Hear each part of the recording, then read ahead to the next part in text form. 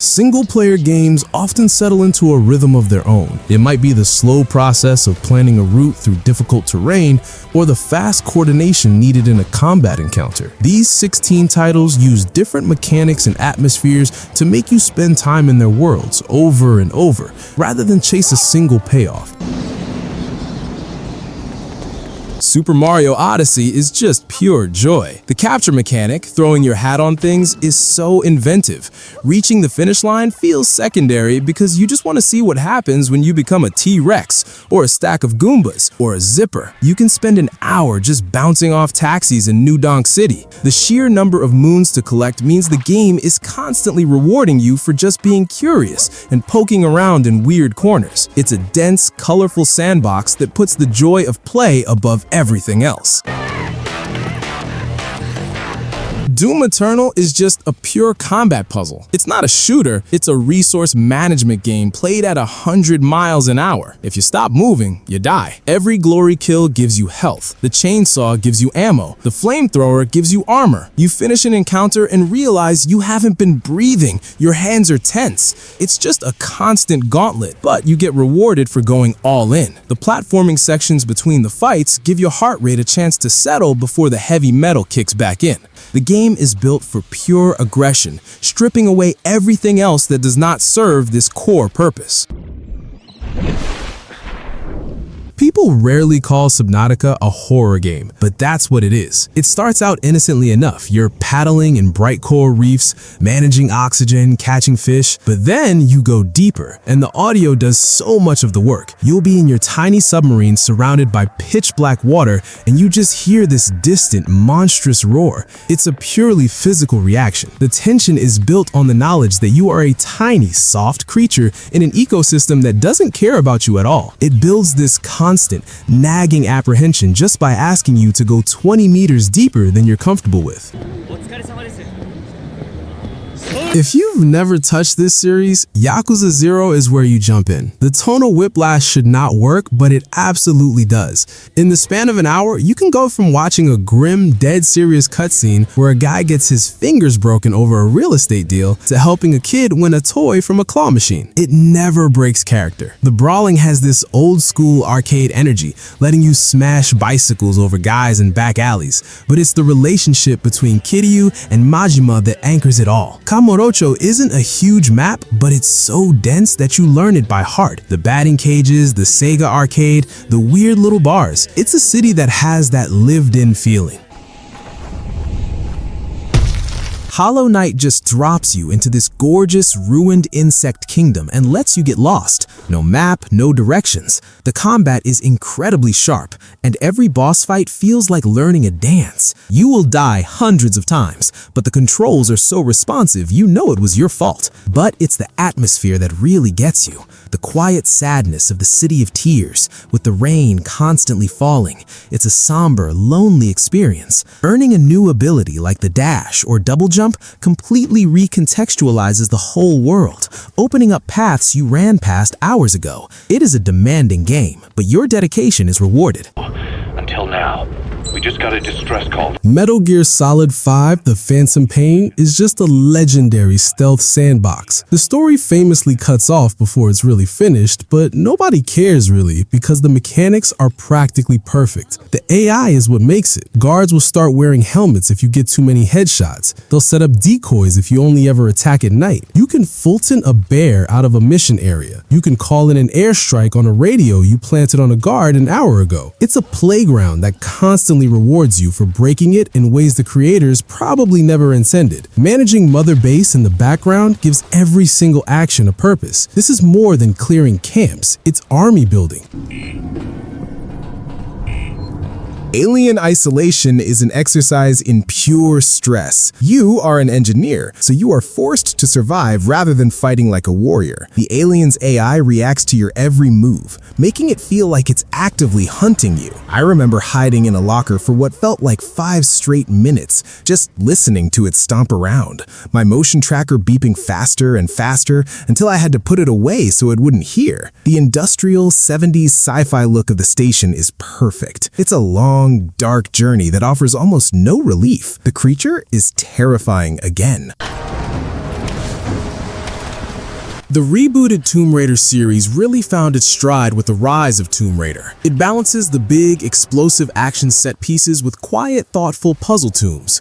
The Siberian setting is perfect for this. All crumbling ice caves and ancient frozen machinery. The climbing just feels dangerously real. You can almost hear the ice creaking under your pickaxes. Lara feels capable, but she takes a real beating, which is grounding.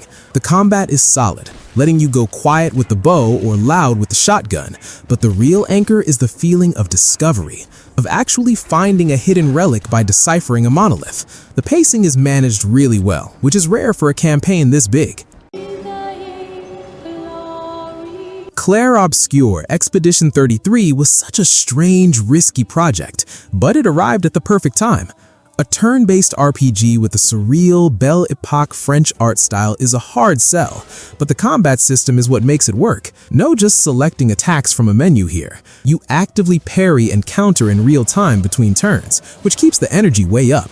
I remember fighting these bizarre porcelain doll enemies that would shatter in a really unsettling way if you landed a perfect parry string. It's those little details that make it feel so different. It proved there's still a ton of room to experiment with party-based combat.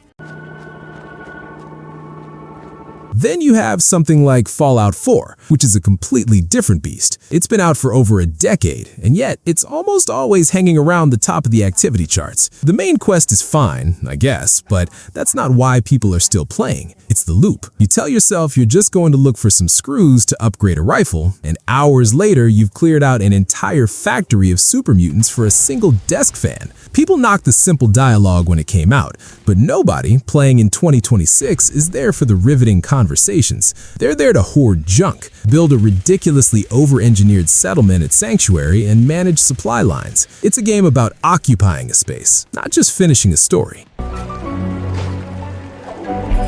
The art in Ori and the Will of the Wisps is the first thing everyone talks about, and it is exceptional. But the difficulty is the real story. The chase sequences require pixel-perfect platforming, and you will fail them over and over. It takes the fluid movement of the first game and bolts on a much deeper combat system. But even with that challenge, there's a surprising amount of depth to the story. The platforming is so smooth. Chaining dashes and grapples to cross a huge room without touching the floor is intensely satisfying. It earns its emotional moments by making you fight for them. Dead Space 2 is the peak of action horror. Isaac is shoved onto a massive civilian space station, and the pressure is kept at a constant high. The limb dismemberment combat is still gruesome, but it's the audio that gets you. The scraping in the walls, the distant screams. You are constantly on edge. The pacing is relentless, throwing you from a huge explosive set piece into a completely silent, blood-soaked elementary school. It builds on the foundation of the original, cranking the dial all the way up. Okay, The atmosphere in Metro Lost Light is so tense you can feel it. Wiping condensation off your gas mask, manually charging your flashlight, gives the world a realistic feel to it. The journey through the ruins of Moscow is cramped and claustrophobic, where every bullet is precious because it's also your currency. The stealth feels improvised and dirty, leaving you under-equipped and desperate. This is not just a shooter, it's a survival exercise that uses its setting to generate a constant low-level anxiety. When the Death Stranding 2 on the beach trailer started dropping, the big question was how Kojima could possibly make delivering packages feel new again. The marketing pushed a move to this rough, desert-like region, and the final game really leaned into the sheer physical burden of it all. What I remember from that launch window last summer wasn't just the weird puppets and ships, but the arguments online about whether scanning a river for 10 minutes to keep your cargo from getting swept away was good gameplay. It wasn't for everyone, but for those of us who got into that slow, agonizing rhythm of planning every footstep, it was the whole point. It's a game that asks for an enormous amount of patience and finds satisfaction in the kind of grueling work most games try to automate away. Wolfenstein: The New Order built a sincere human story on top of a classic premise. BJ Blazkowicz wakes up in a world where the Nazis won, resulting in a shooter filled with surprisingly great characters. While the combat is heavy and satisfying, letting you dual-wield assault rifles through giant concrete bunkers, it's the quiet moments back at the Resistance hideout that make the experience work. It balances this ridiculous, over-the-top action with genuine emotion, giving a franchise known only for killing Nazis real emotional stakes.